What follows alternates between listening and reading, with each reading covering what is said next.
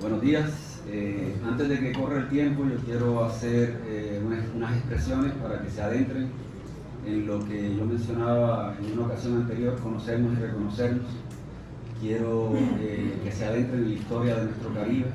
Estamos aquí para la defensa de la revolución y esto lo ha hecho posible gente que no está físicamente y gente que está físicamente, tal vez en cama o tal vez dando la batalla. Me refiero a que hace 45 años se asesinó a Carlos Muñiz Varela, un cubano que por la operación Peter Pan terminó en Puerto Rico, y este caballero fue uno de los que inició el retorno de cubanos a la isla como visita, y yo quiero que se le rinda honor en este día, porque aquí estamos todos para la defensa de lo que defendemos. Bueno, para comenzar a rodar los 10 minutos, voy a comenzar con una cita del 2014 de Bruno Rodríguez Padilla, referente al tema. Me permite. Es necesario rechazar la militarización del ciberespacio, la intervención ilegal e encubierta de los sistemas informáticos de unos países para utilizarlos en actos agresivos contra terceros, con el fin de adelantar conflictos, el espionaje global a gobiernos y sociedades enteras. Y así vamos adentrándonos en este tema, que es el acceso al ciberespacio, que se ha convertido en un ámbito esencial de las sociedades modernas para el funcionamiento económico, político y social a gran escala mundial. Esto asociado a la velocidad, agilidad, eficiencia con la que pueden desarrollar diferentes actividades económicas, financieras, académicas, etc. Y el Internet es solo una pequeña parte de estas plataformas a utilizar. Y así aumentan los riesgos, incrementando peligros para la seguridad de los estados, con problemáticas muy complejas en torno a la información sensible e infraestructuras críticas, poniendo en riesgo la soberanía misma de nuestras naciones, vulnerables entonces ante estos ataques externos, usando el medio virtual con fines agresivos, contrarios a la paz que nosotros defendemos y la seguridad no solo nacional sino internacional. En estas nuevas generaciones de guerra se abarcan todos los aspectos de desestabilización económica, moneda, redes, abastecimiento, distribución, comercio, producción, cultura popular, valores éticos y morales, formas de gobierno, instituciones de Estado, a líderes políticos, integridad territorial, partidos, organizaciones populares y movimientos, y yo añado mucho más énfasis en la comunicación también. Esto con sincronización criminal para control de información y comunicación, sobre todo para lograr manipulación y crear matrices de opinión contra gobiernos. Persiguen destrucción de orden jurídico internacional, creación de enemigos necesarios, destrucción del Estado-nación con guerras económicas totales y ciberguerra, entrenando, creando, financiando y utilizando ejércitos difusos y hasta creando estados difusos como el Estado Islámico. En este ambiente virtual se usan tecnologías, equipos, procesos, sistemas de información, control y comunicaciones, interactuando para crear y procesar, almacenar y transmitir y así dominar. Quien domina el ciberespacio hoy garantiza su hegemonía en lo que se ha calificado como el nuevo campo de batalla del siglo XXI.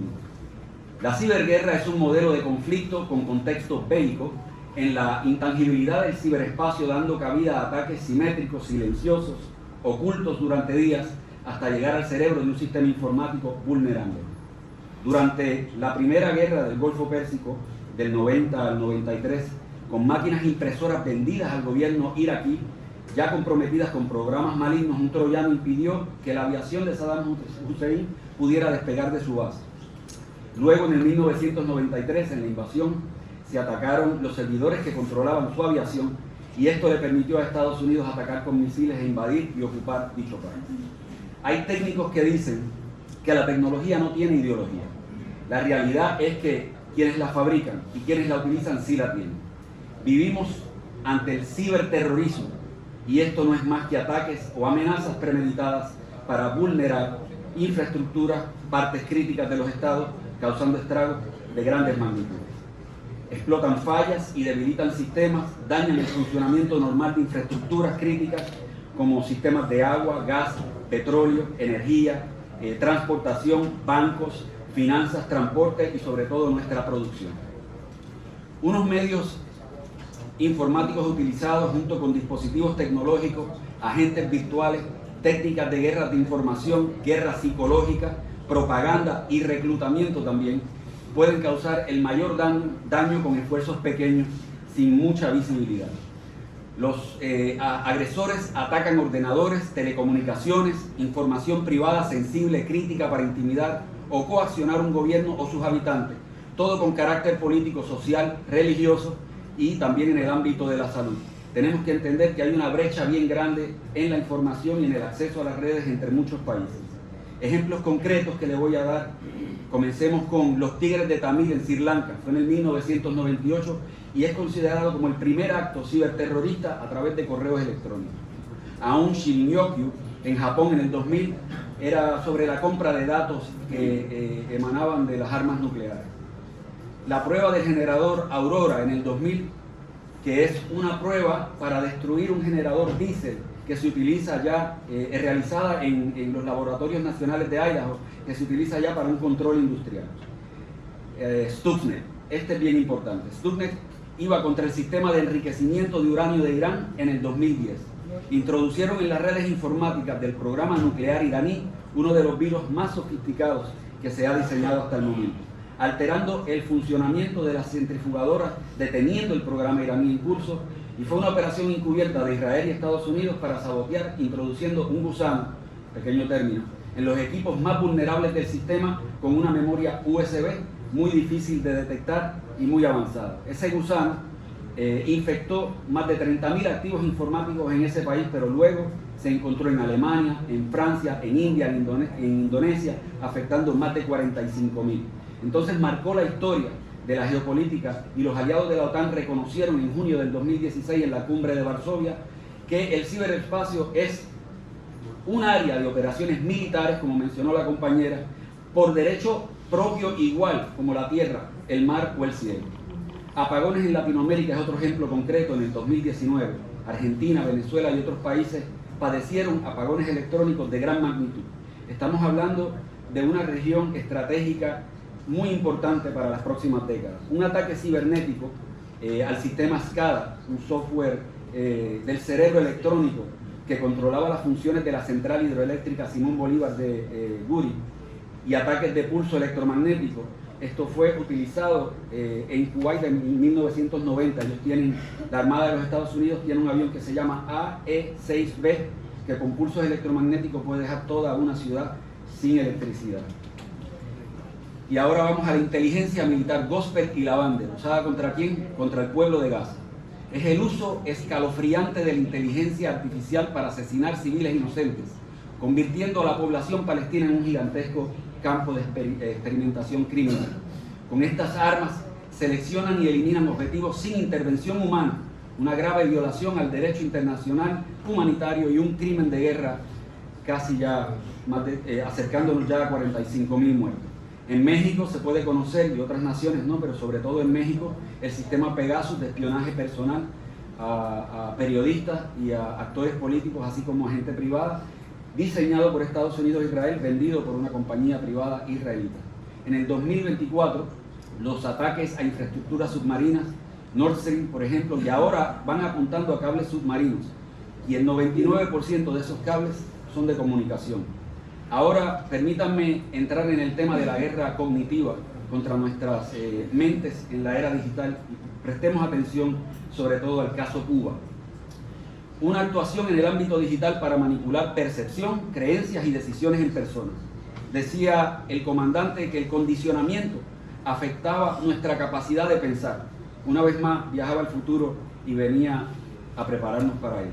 La declaración del informe de la OTAN, del Innovation for Defense, Excellence and Security, el acrónimo se llama IDEAS, conocido como Innovation Hub, decía lo siguiente: la guerra cognitiva es una guerra ideológica que busca erosionar la confianza sobre la que ha sido construida una sociedad.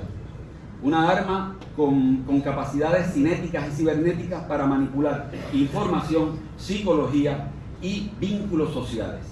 Buscar ganar sin intervención física es el objetivo.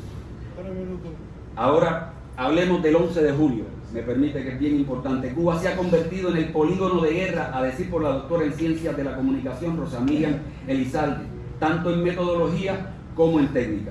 Para el 11 de julio se abrieron las compuertas del odio a través de las plataformas, una operación política comunicacional con intoxicación mediática financiera por Estados Unidos para alentar disturbios e inestabilidad en el país. aprovechando pandemia, recrudecimiento del bloqueo, 243 medidas de Trump y un bombardeo de imágenes cargadas de violencia, protestas, vandalismos, acoso, represiones en redes, bloqueos a páginas del MINREX, de Presidencia, de Granma, de Juventud Rebelde, entre otras, y una campaña contra el primer secretario del partido. Con esfuerzo se desmontaron las noticias y falsas, desmenuzando mentiras, falsas realidades en escenarios virtuales, gracias a la comunicación popular. Utilizaron ellos, ¿no?, sistemas de inteligencia artificial, Big Data, como mencionaba la compañera, cibertropas, financiamiento de líderes digitales, acciones integrales de acoso, manipulaciones del derecho ley para la protección de la soberanía recién emitida en Cuba, con unas etiquetas magnificadas con cuentas como la de Agustín Antonelli, de la Fundación Libertad de Argentina, y con el uso de automatizaciones colocaron una tendencia artificial. El ciberespacio se ha extendido más allá de los límites jurídicos, políticos, territoriales de los estados y requiere una reformulación de un pensamiento estratégico para hacer frente a estas amenazas.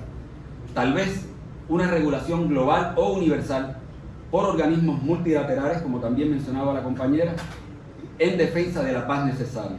Hoy Cuba está permanentemente bajo este ataque y todo el mundo se pone en crisis viejos formatos de intervención y empieza la necesidad de una visión profunda con nuevas armas de combate.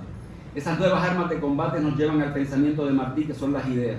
Hagamos cada cual nuestra parte del deber, preparémonos, nadie va a poder vencernos. En la defensa del legado revolucionario y antiimperialista que Fidel y los mártires de esta nuestra patria nos entregaron, venceremos, patria. Muchas gracias.